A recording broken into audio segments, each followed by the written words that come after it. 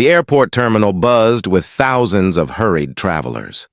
Lauren Mitchell shifted her daughter Mia on her hip, trying to keep the toddler from squirming out of her uniform. At 27, Lauren worked as an airport security officer, scanning bags and checking IDs during the endless parade of passengers rushing to catch flights. It wasn't the career she'd imagined back in college, but life had taken unexpected turns. Single motherhood required practical choices over dreams. Mia tugged at her mother's blonde ponytail. "Mama, tired. I know, sweetheart. Just 10 more minutes, then Grandma's picking you up." Lauren kissed her daughter's forehead, breathing in that sweet toddler smell that made the exhaustion worthwhile. Her shift at the security checkpoint was nearly over. Just a few more passengers to process. Then she could hand Mia off to her mother and collapse into bed.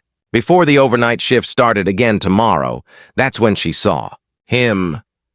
The man walked through the terminal with the confident stride of someone accustomed to first-class travel. Dark hair, strong features, an expensive charcoal suit that probably cost more than Lauren's monthly rent. He carried a leather briefcase and checked his phone with the distracted air of someone managing important business. Lauren's breath stopped. Even after 9 years, she'd recognize that face anywhere. Ethan Parker, her first love. The boy she'd met freshman year of college, who'd made her laugh until her sides hurt, who'd stayed up all night discussing philosophy and dreams. The man she'd planned a future with before everything fell apart.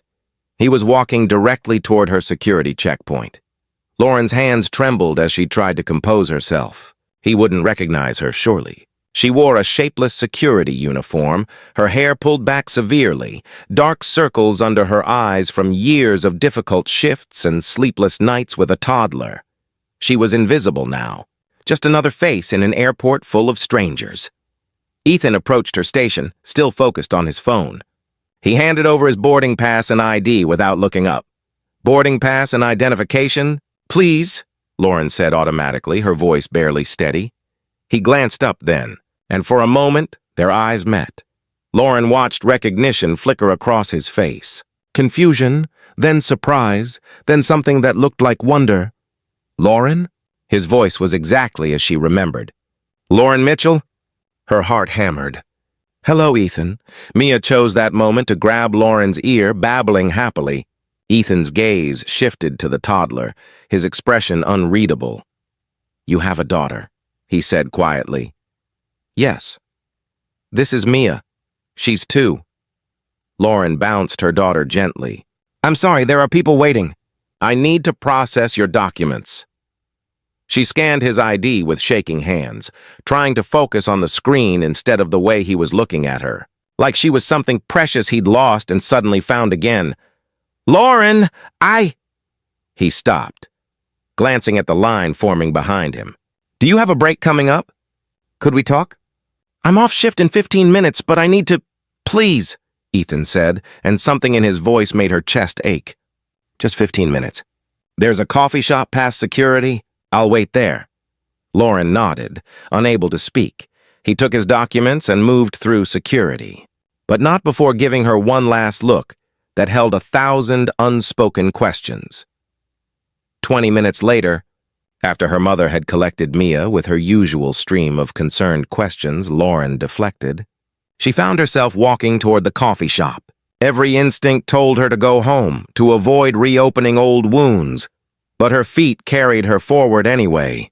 Ethan sat at a corner table, 2 coffee cups waiting. He stood when he saw her, and the familiar gesture nearly broke her resolve. "I got you a latte," he said. "You used to love them with extra foam. I hope that hasn't changed." "It hasn't," Lauren admitted, sliding into the chair across from him. "Some things stay the same." They sat in awkward silence for a moment. Lauren studied his face, noting the subtle changes 9 years had brought. Lines around his eyes that hadn't been there before. A confidence in his bearing that came from success and experience. "You look good," Ethan said finally. "Different, but good." "I look exhausted," Lauren corrected with a tired smile. "But thank you for the polite lie." "It's not a lie. You're still the most beautiful woman I've ever seen." Lauren's throat tightened. "Ethan, please don't. I'm sorry." "You're right." He took a breath. Can I ask what happened? After you left school? You disappeared so completely. I tried to find you, but it was like you'd vanished. The old pain surfaced, sharp as ever. My father had a stroke.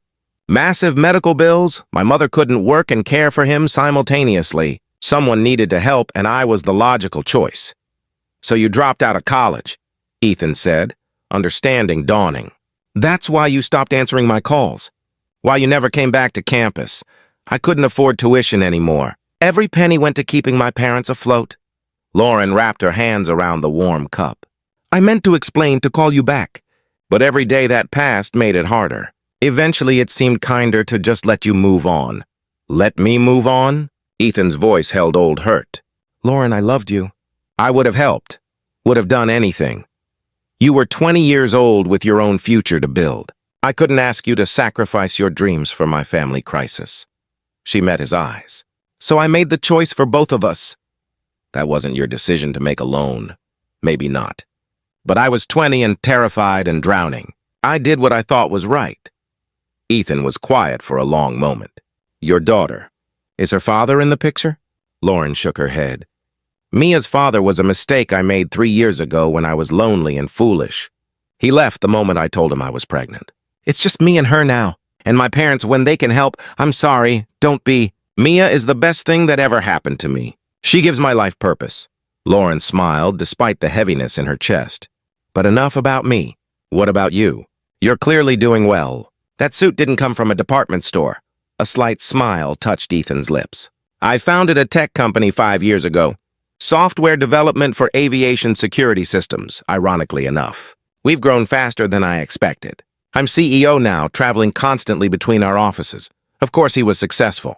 Ethan had always been brilliant, driven, destined for great things. I'm happy for you, Lauren said, and meant it. You deserve to build something amazing. It's not amazing. It's just busy. Ethan's expression grew serious. Lauren, I never married. Never found anyone who made me feel the way you did. I kept hoping you'd come back into my life somehow. Ethan, please, don't say things like that. Why not? It's true. Seeing you today, even in an airport security uniform looking exhausted from raising a toddler alone, all I can think is that I've missed you every single day for 9 years. Tears burned Lauren's eyes. We're different people now. You're a CEO flying business class. I'm a single mother working security shifts to pay rent. We don't fit anymore. We never fit perfectly, Ethan said. You were an art history major dating a computer science nerd. But we worked because we saw each other, really saw each other. I still see you, Lauren. You see who I used to be. No, I see who you are now. Someone who sacrificed her dreams for family. Someone raising a daughter alone with courage and grace. Someone still beautiful and kind despite everything life has thrown at her. He leaned forward. Let me help you, please. You don't have to do this alone anymore. Lauren wiped her eyes. I can't accept charity from an old boyfriend out of guilt or nostalgia. It's not charity. And it's not guilt. Ethan's voice softened. It's love. It never stopped, Lauren. Not for me. The announcement system crackled overhead, calling Ethan's flight for boarding. He glanced at the departure board, frustration crossing his face. I have to go. But please, can I have your number? Can we talk more? I'm based in this city now. I'm not disappearing again. Lauren hesitated, every practical instinct screaming at her to protect herself. But something in his eyes, that same honest warmth she'd fallen in love with at 19, made her pull out her phone. They exchanged numbers, and Ethan stood reluctantly. I'll call you tonight, he promised. We'll figure this out. Figure what out? How to fix what should never have been broken. He touched her hand briefly, a gesture so full of longing it made her chest ache, then hurried toward his gate. Lauren sat alone with her cooling latte, her mind spinning. She should dismiss this as fantasy. Wealthy CEOs didn't sweep security officers off their feet outside of movies. But her phone buzzed before she even left the coffee shop. Ethan, already missing you. Dinner tomorrow? My treat. Bring Mia. I want to meet her properly. Lauren stared at the message for a long time. Then, taking a leap of faith she hadn't felt capable of in years, she typed back, Lauren, okay, but somewhere casual where a toddler throwing food won't get us kicked out. Ethan, perfect. I know just the place. Thank you for giving me another chance. Over the next 3 months, they rebuilt what had been broken. Ethan met Mia properly and won her over with patience and silly voices. He met Lauren's parents and quietly paid off the remaining medical debt that had crushed them for years, refusing to let Lauren refuse his help. "This isn't charity," he insisted. "This is me loving you. Let me do this." He took Lauren and Mia to parks and children's museums. He showed up at her apartment with takeout after her night shifts, just to sit with her and talk. He integrated himself into their lives slowly, carefully, proving his commitment through consistent presence. 6 months after the airport reunion, Ethan proposed in that same coffee shop where they'd reconnected. "I lost you once because life pulled us apart," he said, kneeling with a ring that made Lauren gasp. "I'm not losing you again. Marry me. Let me be Mia's father. Let me build a life with you both." Through tears, Lauren said yes. At their small wedding, Lauren's mother gave a toast about second chances and the mysterious ways life brings people back together. Ethan's best man joked about the luckiest airport security checkpoint in history. In her own speech, Lauren talked about the courage it takes to let someone back in after you've built walls for protection. "I thought I was invisible that day at the airport," she said. "Just another face in uniform. But Ethan saw me. He's always seen me. That's the real gift he's given me. Not financial help or a better life, but the feeling of being truly seen." Ethan squeezed her hand, Mia between them in her flower girl dress. "You were never invisible. Not for a single moment of any day I've known you." 2 years later, with Mia starting kindergarten and a baby boy on the way, Lauren sometimes reflected on that chance encounter. How easily she could have been at a different checkpoint. How Ethan could have been running late and missed seeing her. But fate, or luck, or whatever mysterious force guides our lives had brought them back together at exactly the right moment, when they were old enough to appreciate second chances. "Wise enough to fight for what mattered. Do you ever regret those lost years?" Ethan asked one quiet evening. Lauren thought about it honestly. "I regret the pain, but I don't regret who we became separately. We needed to grow up to understand what really matters. Maybe we couldn't have built this life if we'd stayed together at 20.